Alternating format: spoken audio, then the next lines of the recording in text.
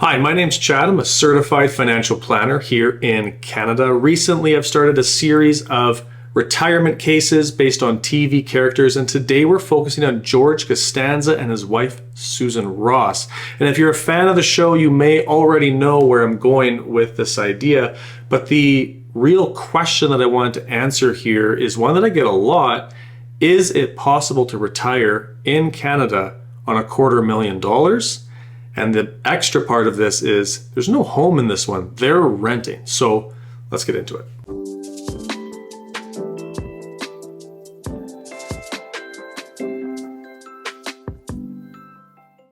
So like I mentioned, George and Susan have about $250,000. The way that's allocated is George has a $50,000 RRSP.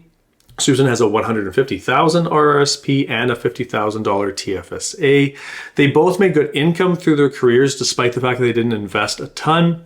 So they're both getting 85% CPP whenever it is that they choose to start it, which of course we're going to go through. And they have reasonable spending expectations, about $3,000 a month, but the caveat is they don't own real estate and they're paying $2,000 a month in rent. So their total spend is $5,000 a month out of pocket.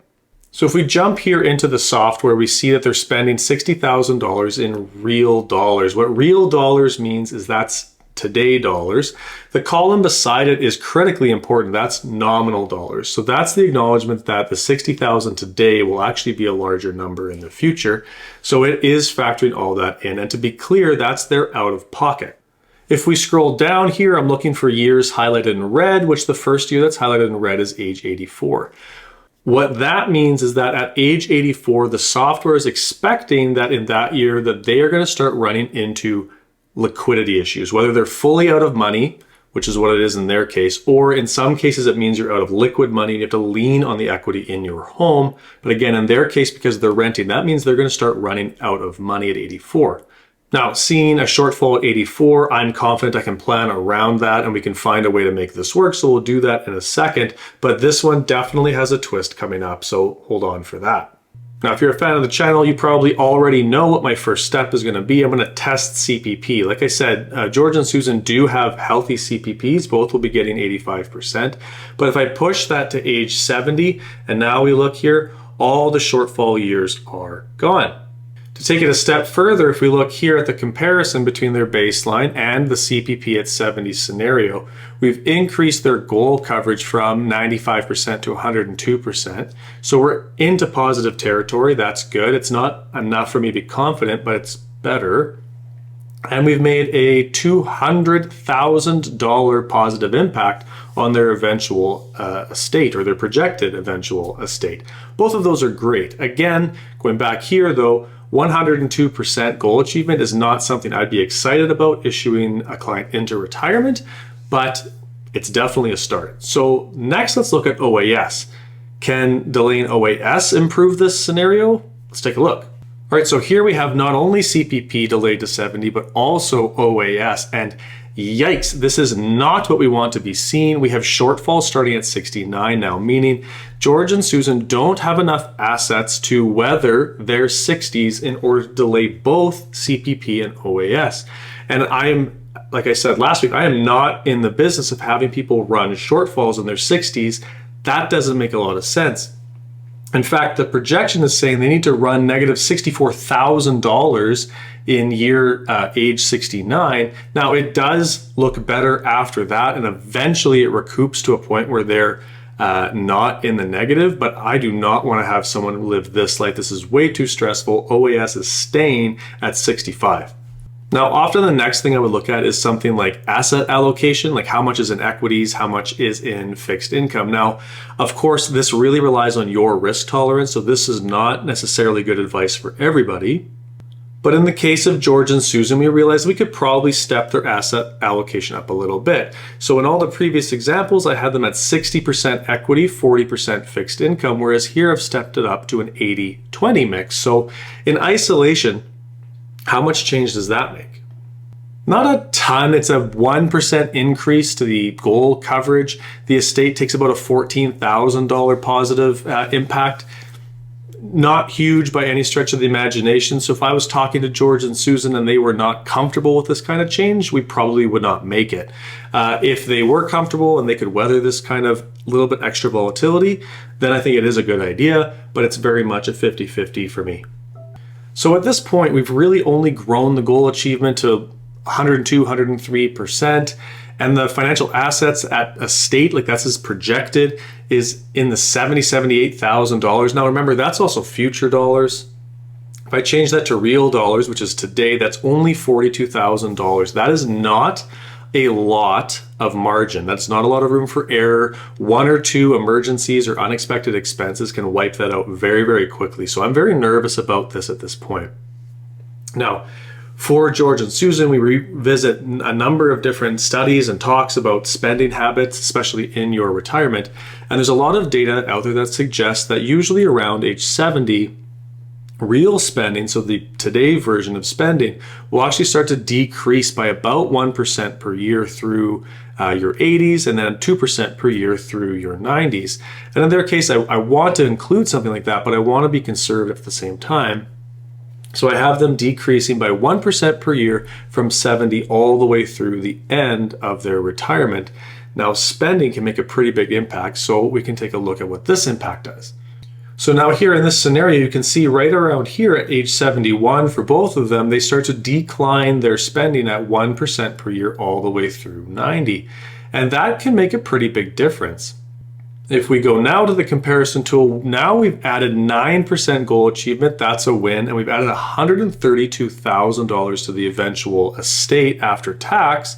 More importantly, we've raised the financial assets at death from $40,000 to $175,000. This will be a way better situation to be in at 90, because remember, I have them passing away at 90. Many of you won't pass away at 90, you'll live longer. So if you're age 90 and you're still going strong, you do not want to be down to your last $40,000. That would be very nerve-wracking. 175 might actually be a little bit of overkill.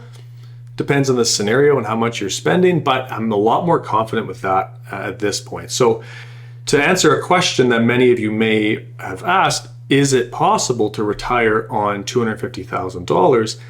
It's becoming clear that possible. The answer is yes. There is margin here in this scenario, but there's a lot of asterisks and a lot of assumptions that have to go right in that scenario. But is it possible? Absolutely, the answer is yes.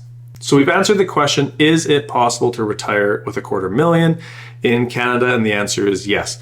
We looked at different spending habits and brought in some academic research to reduce their real spending over time. And that created us some margin. And whenever I see margin, the first thing I think is, can we bring some more travel into the picture? So here we have nothing else changed besides the fact that I've added about $5,000 a year of travel for the next 4 years, and everything still works out just fine for George and Susan. In fact, it's only lowered their goal achievement by 3%. We're still above 100%, so I'm happy with that. It's about a $50,000 negative impact on their eventual estate, but that's a trade that I think is worth making. Now, if I were to transport myself into these shoes and I was 65 and I would only be able to allocate $5,000 a year of travel for 4 years, I don't think that's the retirement I would necessarily enjoy. And you may agree with me, or you may think that this is totally reasonable, or whatever it is for your scenario. Everyone's spending requirements and desires are very different. But again, going back to that original question, is it possible? Yes. Would I recommend this? No, probably not. I would probably encourage them to work another year or two to really shore up so that they can then travel for more than just 4 years. But like I alluded to at the beginning of this video, if you're a fan of Seinfeld, you probably know where I'm going with this video. Susan dies. And what happens then if Susan dies? And in the show, she licked too many envelopes and she died of poisoning. It was a bizarre episode and everything like that. So whatever it is, she passes away in the next scenario at age 66, just into retirement. And the big thing that makes me fearful, and actually I've recently met a widow who talked about how they did everything right, they got to retirement, and then her husband died, and she was ill prepared for transitioning from the couple's tax economy into the singles tax economy. And I'll admit, like, freely, that I don't do a fantastic job of going over what it will look like if a spouse dies. I don't often do that. I'm going to need to do it a lot more going forward. If I've already done your financial projection and you're still a client of mine, I can redo it and we can take a look at that. But it is something that is critically important, because transitioning from the couple's tax economy, where you're going to have 2 personal amounts, 2 pension amounts, and 2 age credits once you're 65, to only having one of those, to not having the ability to income split, things like that, it could be a shell shock, and you're going to see that in a second. So here we have the exact same scenario we were in a minute ago. It's not the one with the extra $5,000 of travel. I just omitted that. But it has the $60,000 of spending, and that stays static. At 70, George starts to decrease his spending by 1% per year all the way through, but Susan has died at 66. Now, the RSPs rolled over. That's a tax sheltered transaction. The TFSA is also a tax sheltered transaction. In fact, beyond that, it even circumvents the maximum TFSA rules. But look at how this has obliterated his financial plan. He's now running out of money at 70 years old, because again, no income splitting, a lot less tax credits, things like that. Now, the first asterisk right away is, will he really be spending the same amount of money? Odds are he won't be spending the exact same amount of money, but many of the costs that a single person has in retirement are static, right? If he's paying rent for an apartment, the rent is still the rent, unless he, of course, moves apartments to something less expensive. But he then has to cover that entirely. It's not the 2 of them covering it. So there's a few asterisks to that. So I don't actually think it's true that they'll spend at exactly the same pace, but I don't think it necessarily will naturally get cut in half. I think that's a little bit too severe. So it's probably somewhere in between. And what I did next was I created a scenario where there's what I call drastic spending adjustments. And this is that scenario. And the spending I've put in here is not necessarily based on what I would expect a suddenly single person to be spending, but just I wanted to drop it to a number that actually made the projection work. And so while he's spending $60,000 for the 2 years where they're both alive, going forward after that, George is now spending $36,000 a year. So there's still a slight positive on the goal achievement. We're at 102%. The projected estate is still leaving $35,000, which again is a very, very lean amount of margin. But to get there, he's had to make a massive amount of change to his spending, which is obviously not ideal. So back to the original question. Is it possible to retire on $250,000 as a couple? Technically, yes. I probably wouldn't recommend it unless your spending desires are much, much lower than this, in which case, great, good on you. Would I recommend it? Probably not. Like I said before, I'd probably recommend that they work another 2-3 years, shore up some extra assets so they can travel a little bit more. And the flip side of that is if they build up more assets and Susan does in fact pass away, there's more assets that transition to George in a tax sheltered manner. It could probably solve a lot of these issues, which is really just a big, long, fancy way of saying more money solves a lot of these issues, which is, again, much easier said than done. Either way, if it's time for me to review your financial picture, there'll be a link in the description down below that comes directly to me. Until next time, keep planning.